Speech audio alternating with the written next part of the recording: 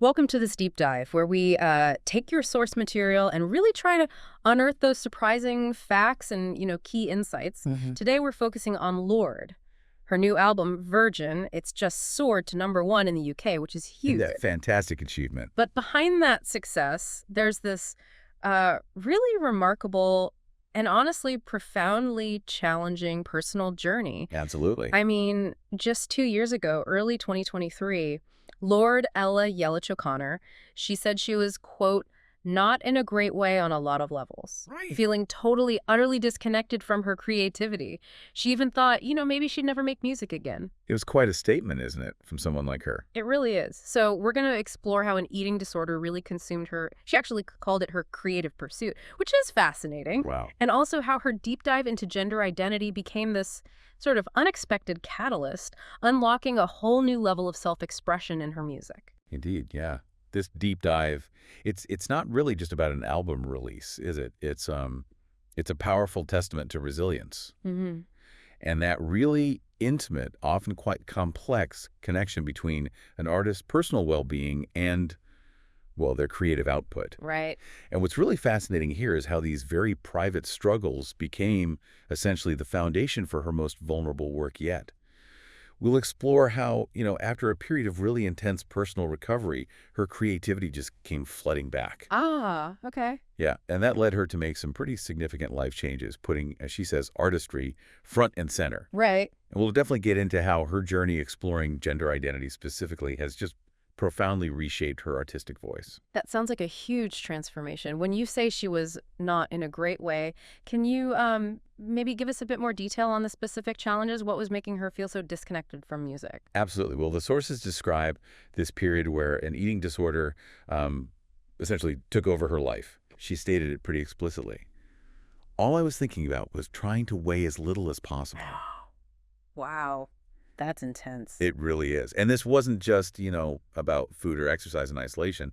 It consumed her thoughts so completely that she actually described that focus as her creative pursuit at the time. Her creative pursuit, that's quite paradoxical, isn't it? It really is. This intense focus on control and weight, which is, such a challenging aspect of eating disorders, it truly blocked her actual creative flow, made her feel incredibly trapped, uninspired. I can only imagine. It's astonishing, that phrase, creative pursuit, even as it stifled her real artistry. So how did she start to move past that period of profound disconnection?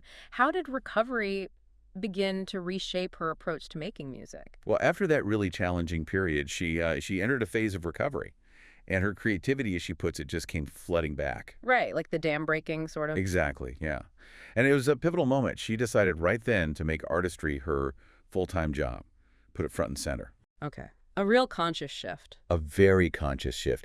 And she also credits a collaboration she did with Charli XCX last year. Oh, right. I remember that. Yeah, she said that was a really significant influence, sort of encouraged her to embrace even greater vulnerability in her music. Ah, interesting. And that really set the stage for Virgin, which she herself describes as her most personal album to date. Mm-hmm. I mean, it was such a major shift that she even debuted the album with a surprise set at Glastonbury on its release day. Wow, really? After not being on stage alone for years? For years, yeah. And she said afterwards she felt like a bag of dust. Huh. I bet. That highlights just how raw and, frankly, brave that return must have felt for her. Totally. What strikes me as remarkable, though, is how she managed to take these heavy, deeply personal experiences, like you mentioned the body image struggles, the raw emotion of relationship changes, and distill them into pop songs. Yeah. I mean, pop is concise, it's energetic, it's not like you have endless space, right? How did she make that work without, losing the depth? Yeah, that's a great question. And that's really where her specific approach to pop shines through, I think. She acknowledged it herself, saying these subjects aren't the easiest to, quote, shoehorn into a 3.5-minute song. Right. Not easy at all. But she sees that limitation as the very strength of pop music. Yeah. She says, you don't have time to waste time. You've got to cut out all but the strongest nuggets of a story. Ah, okay. Straight to the point. Exactly. No filler, as she put it. No filler. I like that. Yeah.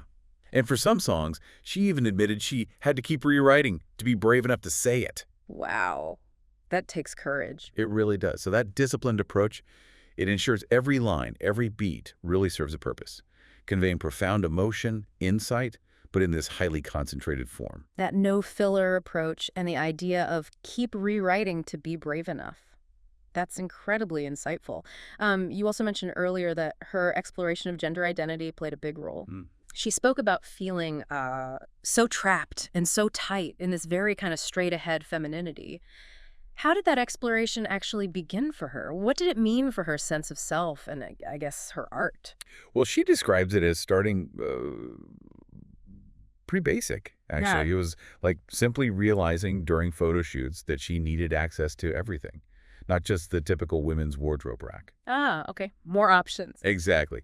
She needed, quote, everything so I can choose. Yeah.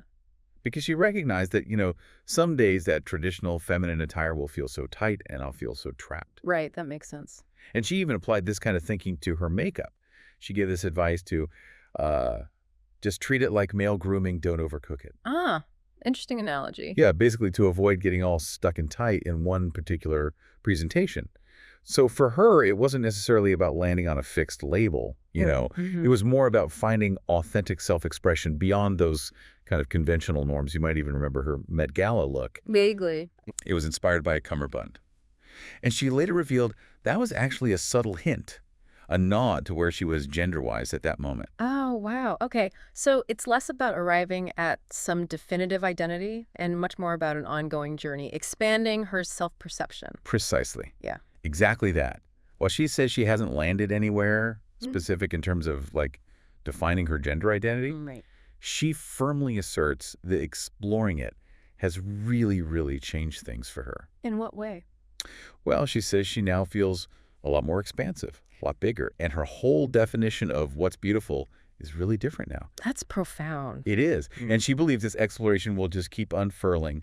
And her words, she's down for that. Down for that. I love that attitude. Yeah, it really shows how these deeply personal journeys, when you embrace them, can lead to incredible liberation and just a much broader sense of self. Yeah. So if you sort of connect this to the broader implications, Lorde's journey, it beautifully illustrates how profoundly our personal struggles and our evolving sense of who we are can actually inform and enrich our creative expression. Yeah. Her story really underlines that true artistry, it often requires deep vulnerability.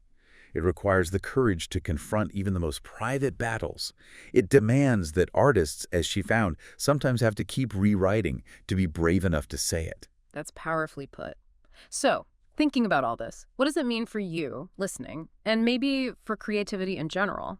Lorde's willingness to say, I'm down for that, even when her identity keeps unfurling and that insistence on no filler in her songs, it kind of raises an important question for all of us, doesn't it? I think so, yeah. What does it truly take to put our own artistry front and center in our lives, whether that's, actual creative work or maybe just authentic self-expression day to day? And how do we allow our personal journeys, our own stuff, to shape what we put out into the world, especially when it feels really hard or scary?